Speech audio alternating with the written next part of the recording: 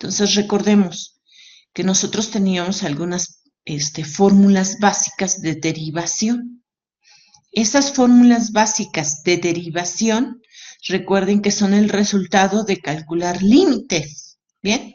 Pero cuando yo lo veo como como un proceso inverso, entonces también esas mismas fórmulas de derivación me generan fórmulas de integración, fórmulas básicas de integración.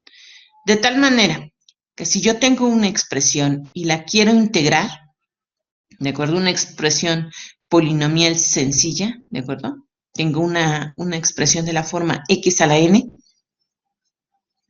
y la quiero integrar, entonces pues resulta que para que yo integre esta expresión lo que tengo que llevar a cabo es el proceso inverso que me genera la derivación. Bien, entonces fíjense, vamos a ver. Supongamos que yo quiero derivar la expresión. Entonces, ¿qué es lo que tendría? Fíjense, voy a calcular la derivada con respecto de x de la función x a la n más 1 entre n más 1 más una constante. La constante puede representarme cualquier valor. Entonces, la derivada va a ser igual a n más 1 dividido entre esta constante, que también es n más 1, por x a la n más 1 menos 1, pues me queda x a la n, como ya habíamos visto. La derivada de la constante me va a dar 0. Entonces, bien, n más 1 entre n más 1 se me cancela. Y me queda únicamente x a la n. Y esa es la expresión que yo tengo acá. ¿De acuerdo? De tal manera, entonces, que si yo derivo esta cantidad, justamente la derivada es esta expresión. ¿De acuerdo? Por eso esta expresión que yo encerré en rojo, ¿de acuerdo? Y que ahora voy a remarcar en negro, esta expresión se denomina una antiderivada. ¿Bien? Y por integración. Esta constante de integración la tengo que agregar porque va a ser el resultado, ¿de acuerdo?, de derivar cualquier valor que yo tenga. Si yo en esta constante, hubiera considerado el valor de pi, igual la derivada de pi con respecto a x, pues va a ser 0. ¿De acuerdo? ¿Por qué? Porque la derivada de cualquier valor constante es 0. ¿Bien? Por eso es que yo la tengo que agregar aquí, en esta expresión. ¿De acuerdo? Porque tengo que considerar cualquier posible antiderivada. Recuerden que todas las antiderivadas, o más bien, la colección de antiderivadas no es única, ¿de acuerdo? No tengo una sola antiderivada, sino que tengo una familia de curvas que satisfacen que su derivada es x a la n. ¿Bien?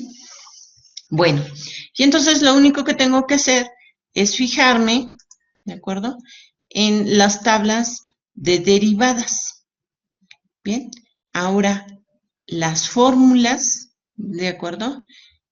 Voy a ir considerando que esta es la antiderivada y esta es la derivada, ¿de acuerdo? Solamente que ahora las escribo en el proceso de las fórmulas de integración de una manera diferente y parto de algunas que son esenciales. Por ejemplo, ¿quién era la derivada del coseno? La derivada del coseno es menos el seno. Por eso ahora el signo está apareciendo de este lado, ¿de acuerdo? ¿Quién es la derivada de la tangente? Ah, pues la derivada de la tangente es la secante cuadrada. ¿Bien? Entonces ahora simplemente las estoy escribiendo en término inverso, ¿de acuerdo? En forma inversa. Mientras que la derivada de la tangente era la secante, entonces ahora escribo que la integral de la secante cuadrada va a ser igual a la tangente de x más c.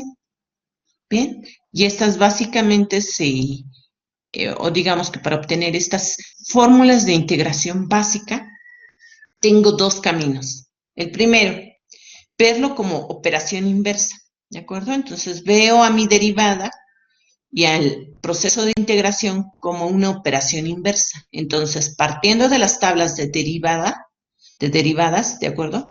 Yo puedo generar las fórmulas de integración. Ese es un camino para que yo genere yo estas tablas. El otro camino sería utilizar directamente la definición de sumas de Riemann, ¿de acuerdo? Y verlas como el área debajo de una curva. Entonces, si yo tengo esta integral, ¿de acuerdo? La tendría yo que ver como, y tengo límites de integración específicos, ¿de acuerdo? Entonces, tendría yo que verlas como sumas de Riemann y obtener de esa manera estas expresiones, ¿de acuerdo? Entonces, generalmente tengo dos caminos para obtener estas fórmulas de integración, ¿bien?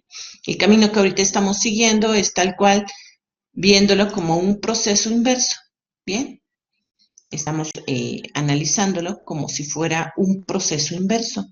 Eso quiere decir que considero a la función derivada, ¿de acuerdo? Al operador derivada, ¿de acuerdo? El operador derivada me lleva de esta columna a esta columna y el operador integral me lleva de la primera columna a la segunda columna. Entonces estoy viéndola simplemente como,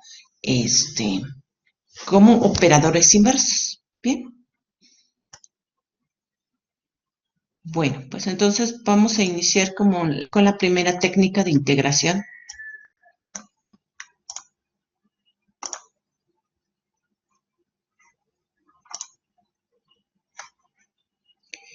Bueno, entonces fíjense. Para que yo pueda iniciar con la primera técnica de integración, lo que yo debo de recordar es la regla de la cadena para las antiderivadas. ¿De acuerdo? Entonces, voy a considerar una función g, va a ser una función derivable en el intervalo i. ¿Ok? Ya una vez que yo considere a la función g como una función derivable en el intervalo i, bien, voy a definir voy a considerar también una función f, ¿de acuerdo? Definida en el mismo intervalo i, ¿de acuerdo? Y voy a tomar a h como una antiderivada de f en el intervalo i. Entonces, voy a tener lo siguiente, fíjense. Si yo calculo la integral de la función evaluada en g de x multiplicada por g' de x, esta integral no va a ser otra cosa más que la integral de h' de g de x, ¿de acuerdo? ¿Por qué? Porque esta h es una antiderivada de f. Entonces voy a considerar a esta f, ¿de acuerdo? Le voy a buscar a esta f una antiderivada en el mismo intervalo, ¿de acuerdo?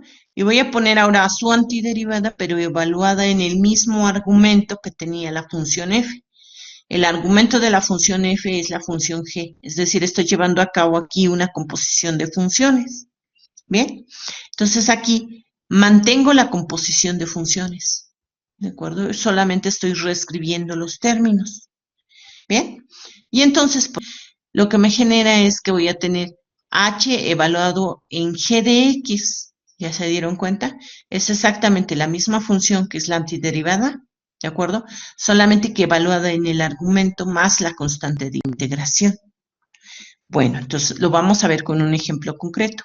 ¿Bien? Entonces, fíjense, aquí yo tengo una función, ¿de acuerdo? Evaluada, o más bien, sí, es una expresión, ¿de acuerdo? Y la tengo que identificar como si fuera una función f, ¿de acuerdo? Compuesta con una función g. Entonces, para llevar a cabo esta identificación y saber quién es, digamos, qué funciones se están componiendo para obtener este resultado, entonces lo que hago es lo siguiente. Fíjense, yo puedo ver a mi función f como x a la 10, ¿de acuerdo? Y puedo ver a mi función g como x al cuadrado más 1. De tal manera que si yo llevo a cabo la composición f compuesta con g, tendría yo lo siguiente. Tendría yo que evaluar a f en esta expresión. Es decir, tendría yo que evaluar a f en x al cuadrado más 1. Pero evaluar a f en x al cuadrado más 1 implica que en esta expresión x yo tengo que sustituir el x al cuadrado más 1. Entonces tendré yo x al cuadrado más 1 a la 10. Y esa es justamente la expresión que yo tengo aquí. ¿De acuerdo? Ahora fíjense, debo de identificar a g. Entonces tengo que calcular de aquí, tengo que calcular a g'.